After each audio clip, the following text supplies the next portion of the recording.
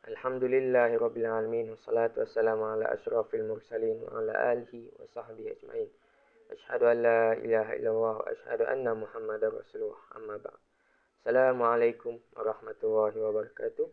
Nama saya Muhammad Najmuddin bin Zamzuri selaku wakil untuk kumpulan 5 bagi membentangkan assignment CTU 211 kami yang bertajuk Keruntuhan Budaya Ilmu.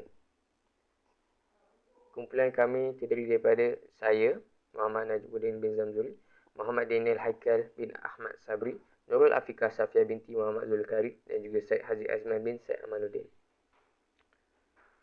Pada hari ini, saya akan menerangkan kepada pendahuluan apa itu budaya ilmu Islam, hujah keruntuhan budaya ilmu, kaedah pengembalian semula kepada rangka dan aplikasi sains dan teknologi Islam, dan akhiri dengan komentar dan rumusan kami secara keseluruhannya. Baiklah, sebelum berlakunya zaman keruntuhan budaya ilmu ini, kehebatan Islam terselah dengan penguasaan ilmu dan sangat dititikberatkan kepada setiap umat Islam. Hal ini telah disebut oleh Allah dalam surah Al-Alaq ayat 1 hingga 5 yang bermaksud, bacalah wahai Muhammad dengan nama Tuhanmu yang telah menciptakan. Dia yang telah menciptakan manusia dari segumpal darah. Bacalah dan Tuhanmu amat pemurah, yang mengajar kepada manusia apa-apa yang tidak diketahuinya. Telah terbukti budaya ilmu Islam sejak azali lagi.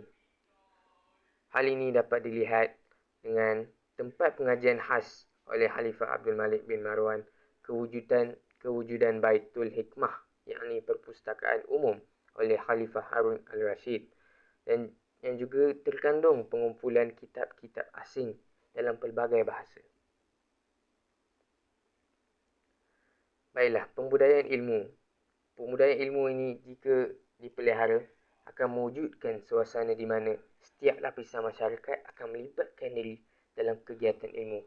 Segala tindakan masyarakat akan berfikiran rasional berlandaskan ilmu dan mewujudkan mereka yang kaya dengan berakhlak dan berketerampilan. Ciri-ciri mereka yang berbudaya ilmu adalah mereka yang suka mencari ilmu dan mengembangkan ilmu tersebut, mengamalkannya dan menggunakan ilmu kepada kebaikan dirinya dan mereka di sekitarnya. Namun, budaya ilmu umat Islam semakin merosot yang dapat kita lihat dari sikap-sikap umat zaman akhir ini. Hal ini dapat dihujahkan dengan 3 punca, iaitu kurang penghayatan dalam agama Islam, pengaruh media massa dan juga pengaruh dari rakan dan persekitaran. Baiklah, mari kita melihat satu demi satu. Kurang penghayatan mengenai agama Islam. Perkara ini terjadi mungkin kerana kurangnya pendidikan agama oleh ibu bapa mereka sejak mereka kecil lagi, yang mengakibatkan pengetahuan agama mereka menjadi cetek apabila capai usia muda. Apabila capai usia dewasa, mereka yang tidak mengambil berat mereka juga tidak akan mengambil berat mengenainya kerana tidak mengetahuinya adalah satu fardu kifayah dan akan menolak ke tepi mengenai penghayatan Islam, walhal ianya merupakan perkara yang sangat penting. Selain itu, pengaruh media massa. Ramai yang tidak tahu bahawa media massa mempunyai impak yang begitu negatif yang tersendiri. Menurut Albert Banduri, pemerhatian dan tauladan memainkan peranan dalam kehidupan seseorang. Di dalam media sosial kini, terdapat banyak pengiklanan mengenai cara penjanaan duit secara atas talian yang merupakan satu perkara yang baik. Namun, masyarakat zaman sekarang mengambil peluang dan jadikannya sebagai satu alasan untuk mengendahkan pelajaran mereka. Yang seterusnya, pengaruh dari rakan dan persekitaran. Mereka cuba untuk menyesuaikan diri mereka dengan keadaan yang berlaku di sekeliling mereka. Mereka akan lebih mengikuti gaya hidup rakan-rakan mereka daripada terus mengikuti gaya hidup yang telah diajari Islam. Keadaan sekeliling seorang itu boleh membuatkan seorang itu mengubah gaya mereka. Dan mereka akan merasakan pelajaran itu adalah satu perkara yang remeh dan mula bersikap acuh tak acuh. Walaupun sebegitu, setiap masalah pasti ada penyelesaiannya. Dan antara kaedah-kaedah dalam menyelesaikan isu-isu sebegini adalah peranan dan kedudukan golongan ilmuwan dan pendidikan. Seterusnya, kesedaran dan peranan ibu bapa dan juga sistem pendidikan negara yang juga berperanan dalam isu-isu sebegini. Peranan dalam kedudukan golongan ilmuwan dan pendidikan seperti ulama dan profesor sangat mudah dalam berkomunikasi dan mendekati diri mereka dengan masyarakat. Golongan-golongan ini seharusnya menarik minat anak-anak muda dalam mencintai dan mencari, mengamalkan dan mengembangkan ilmu yang mereka miliki.